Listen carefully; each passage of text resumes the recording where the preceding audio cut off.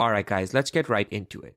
Now for this video, I went ahead and created this presentation called SEO Guide for Beginners. I created this presentation because I essentially wanted to take all of the best practices of SEO and just put them together into a compact and easy to understand presentation that beginners or anybody can come back to over and over again. So with that in mind, now let's go ahead and actually see the presentation. So the first thing I wanted to talk about is what on-page SEO is. For those of you that are new to SEO, on-page SEO is anything you can do on the page itself to improve its ranking.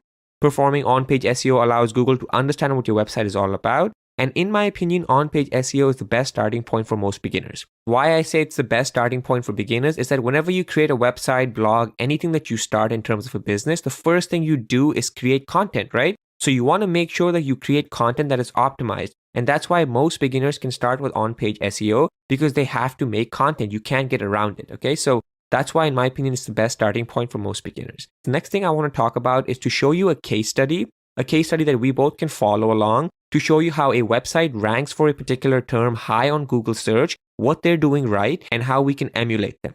So here is our case study. Now I went ahead and typed in affiliate marketing guide into my Google search, and I wanted to see what kind of results organically came first.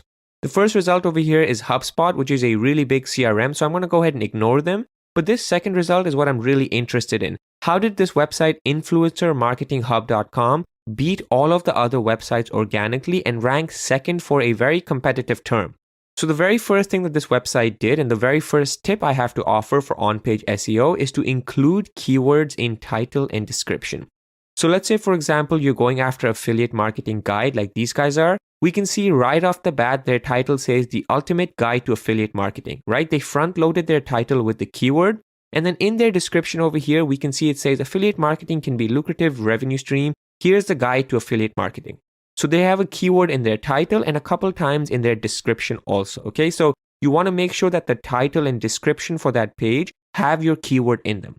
Now guys, the second key tip is to optimize for heading tags. So we can see once again that on this particular website for that blog, you can see right in the beginning, they say the ultimate guide to affiliate marketing, beginner to advanced, in nice big bold headings. Now, when it comes to optimizing heading tags, I'm essentially telling you that every time you create a blog post or a web page, whenever you're creating content for that page and you're trying to divide the content into different sections, every time you have a heading, you want to make sure that heading has some sort of keyword in it, especially your H1 headings. Your H1 headings are your biggest headings, and essentially they tell Google that, okay, this is the main topic for this page. In this particular case, their H1 heading was the ultimate guide to affiliate marketing. So Google has a pretty good understanding that, okay, this post is probably about affiliate marketing. Okay, so that's the second thing I would recommend, is to optimize your heading tags by including your keywords in them. Now, the third key tip, guys, when it comes to on-page SEO is to take advantage of internal linking. Now, every time you create a new post or a website page, you want to make sure that you add links to other related page, because essentially you're telling Google that, hey, look, I really know what I'm talking about when it comes to this topic, because look at all of these different posts or page that I have on it. For this particular website, we can see that in their page, they have related content section. And then on their related content section, they have 3 separate pages we can link to where they talk about affiliate marketing further. So this is a really good way to get traffic to these pages and let Google know that you have other content that's very related to our specific niche. Now, the fourth key tip, guys, is to optimize your image tags. Now, when it comes to optimizing image tags, essentially what I mean over here is that when Google crawls your page and tries to understand what these images are, it can't see images like a human can, right? So it has to see what the image is titled. So for example, in our website's example, rather our case studies example, this particular image on their page was titled Affiliate Marketing Benefit. So they're telling Google that, hey, this image right here is called Affiliate Marketing Benefits. By simply titling your images and making sure Google has an understanding of what they are, you can go ahead and further increase your SEO score. So the last key tip, guys, when it comes to on-page SEO is website speed and responsiveness. Now, this is a huge one. Essentially, if you have a slow or an unresponsive website, then Google will essentially not rank you. You can see right here, I went ahead and did the Google speed test score on this website, and they had a 99% score. So this is a very fast and very responsive website, and Google loves that. So you want to make sure that your website is fast and responsive if you want to rank higher on on-page SEO. Now, off-page SEO in specific refers to all SEO tactics that don't involve updating or publishing content to your website. So guys, every time you create a new blog, or for example, every time you add a new page to your website, You're essentially doing on-page SEO because you're creating new content and adding new keywords to your website. Now, as opposed to that, on off-page SEO, you're not making any changes directly to your website, but rather you're sharing your content on other websites or platforms. So think, for example, when you share your blog on Facebook, that is technically you doing off-page SEO because that blog can then be shared further by other people. So that's what off-page SEO is when you don't make changes to your website. So with that in mind, let's go ahead and talk about the first tip to improve your off-page SEO. So the first key tip is to acquire high-quality backlinks. Now, when it comes to off-page SEO, in my opinion, having high-quality backlinks is probably the most important thing you can do to improve your off-page SEO. And that's because backlinks work like a vote of trust from one site to another. So essentially, the more sites that are linking back to you, the more Google thinks the information you have is valuable and the higher it ranks your content. Now, 3 key ways to effectively add links to your website. The first way is to actually go after links that have high domain authority. So let's say, for example, you own a travel blog. Instead of having a bunch of tiny blogs linked back to you, you want to go for high quality domains like Expedia.com, for example, or like hostelworld.com. If these high quality websites link back to you, that adds even more trust to your own content and greatly improves your SEO score. So that's the first key thing you need to understand. The second key thing is that you want to have as many unique domains as possible. So it's not just about having one big website. You want to have 5 to 10 to 15 different big websites, high quality, high domain authority websites that are linking back to you. And then finally, you want to make sure that your links are coming from the relevant niche. So you want to make sure if you're in the travel industry, you're getting as many travel websites to link back to you. Now, the next key tip is to post your content on social media. Now, we all know the power of social media as 93% of regular internet users log on to social media accounts. So let's talk about some of the ways you can go ahead and leverage social media to improve your off-page SEO score. The first way you can do it is by adding social links to all of your posts. Every time you create a new post, make it extremely easy to share so that people can then just take that post and put it onto their Facebook, Instagram, or Twitter profiles, which then automatically increases your off-page SEO score. Similarly, you want to make sure that you post on a consistent basis. So if you want to post on your own social media accounts where people can see all of your different stories, tweets, things like that, you want to make sure it's being done on a consistent basis so that people can know when to expect new content from you and then share it for themselves. Lastly, guys, you want to make sure that you create video-based content. Video is king nowadays. A lot of times when you search for things on Google search, they show you YouTube videos, and you want to make sure that you have some sort of video presence to promote your product. So the next key tip is ratings and reviews. Now, when it comes to buying products, 89% of people consult online reviews before making a purchase. So it's extremely important if you want Google to rank your website higher that you have positive reviews and you have a lot of reviews. So you want to make it very easy for people to provide reviews for your products. So now let's talk about 3 key ways you can go ahead and track reviews. The first one is you always want to make sure you ask for positive reviews. You can call customers, you can send them emails, you can provide them feedback forms, surveys, whatever you have to do to get reviews, you absolutely should. Secondly, you should always answer bad reviews. If there's a bad review or a customer complaint, you want to make sure you do whatever you can to rectify it. And the last thing is to make sure to have your brand or business in all possible directories. So for example, if you're a B2B company selling a software, you want to make sure your brand is on websites like G2 or Capterra. If you're a physical product company or just a service company in general, websites like Yelp, for example, are places that you also want to be, just so that customers can reach out and actually review your product. Now, the fourth key tip is to build relationships with influencers. The influencer world and influencer marketing in general is taking the world by storm and is a phenomenal way to build your brand, amplify your content, and reach new audiences.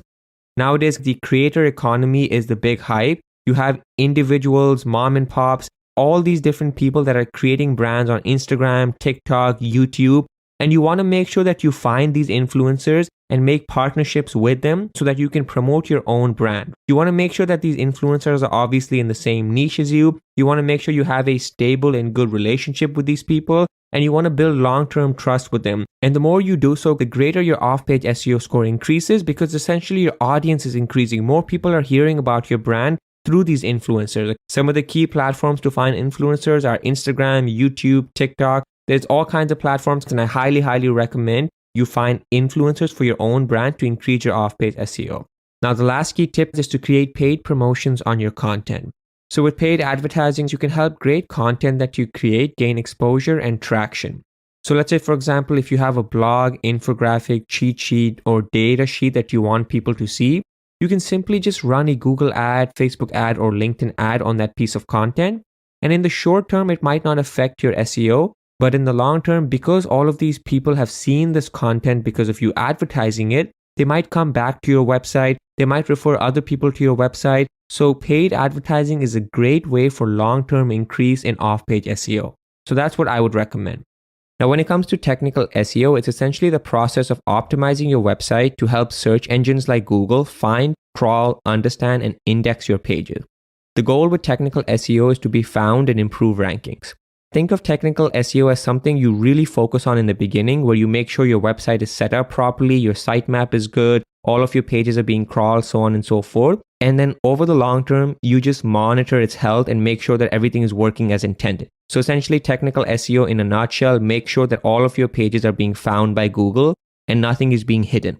Now, the first key tip, and probably the most important tip, is to look for any crawl errors. Now, crawling is a process where a search engine like Google tries to visit every page on your website via a bot to make sure it actually exists. So every time you create a blog or a page in general on your website, the only way that Google knows that page exists is when it crawls it to identify what the content on that page is. Crawl errors occur when a search engine tries to reach a page on your website but fails. So let's say, for example, a page on your website gives a 404, or let's say a server problem on your website fails to load certain pages. That can affect the crawling of your website, which essentially means that Google doesn't know those pages exist. So you always want to make sure that crawling is working smoothly.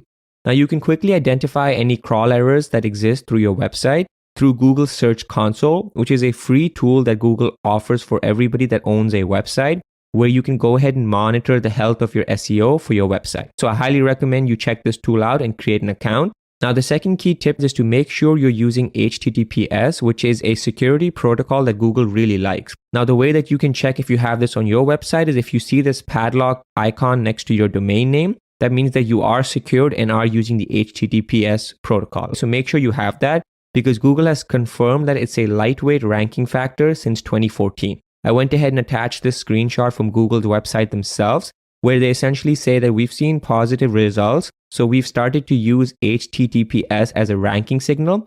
For now, it's only a very lightweight signal, and then they go ahead and say, but over time, we may decide to strengthen it. So you want to make sure you have this padlock or secure feature on your domain. So the next step is to make sure your website is indexable. When I say that something is indexed, I essentially mean that the page or the URL actually appears on Google or any other search engine of your choice. So we talked about crawling a second ago. Just because a page is crawled and Google knows it exists, it doesn't mean that it shows it on the search engine. A page can be crawled but non-indexed because of code on that page. So sometimes there's code on certain pages that you might not have put or may have put voluntarily and forgotten about, which causes pages to be hidden from the search engine. So 3 ways to check if pages are indexed. The first way is through Google Search Console once again, through their Inspect URL report, where you can just put in your URL and see if it's actually indexed. The second way is to type the word site and then follow it by a particular domain URL. And then when you type that, if you see a result, that means that page is indexed. And then lastly, you can resubmit your sitemap, which is essentially like a blueprint of what your website is and all the pages it consists of. Okay, so you can go ahead and resubmit that on your Google Search Console. Now, the fourth key tip is to make sure your URLs on your website have a clean structure to them. The URLs of your site and pages must be relevant to its subject and content, as well as be understandable to search engines and users. You never want to have long, complicated, and irrelevant URLs because it will just confuse Google. Now, 3 ways to have optimized URLs for technical SEO. The first one is to include keywords in your URL. So for example, if you have a blog on luxury watches, you want to make sure that URL has the word luxury watches in it. Secondly, you want to make sure to keep your URL short and simple. Try not to add things like numbers or unnecessary words when it's not required. Lastly, if you want to separate words in your URL, make sure to use hyphens, as that's the best way to tell Google that these are 2 separate words. The final tip is to find and fix broken links on your website. Now, just like a broken page, you can have broken links on your website too. Now, links are divided into internal and external links. The former, which is internal, leads to pages within the website, and the latter leads to third-party resources outside of the website. So for example, if you have backlinks from some other websites, or let's say you're linking to some websites, you want to make sure all of those links are correctly working because it increases your technical SEO score. Now there's 3 ways to have optimized URLs and to make sure you don't have any dead or broken links. The first way is that you can just go on the website brokenlinkcheck.com, put in your domain, and then see what kind of links are broken or dead. The second way is to use paid or free tools such as SEMrush. These are tools that are very powerful and can show you all of your links that are not doing well. And then lastly, once again, you can use Google Search Console where you can check all of your dead links and then go ahead and correct them. Now that being said, guys, that's pretty much it for this video. I hope you enjoyed it. If you did, then go ahead and click the like button and share it with your friends. And if you're interested in more content like this, then consider subscribing to the channel. Bye for now.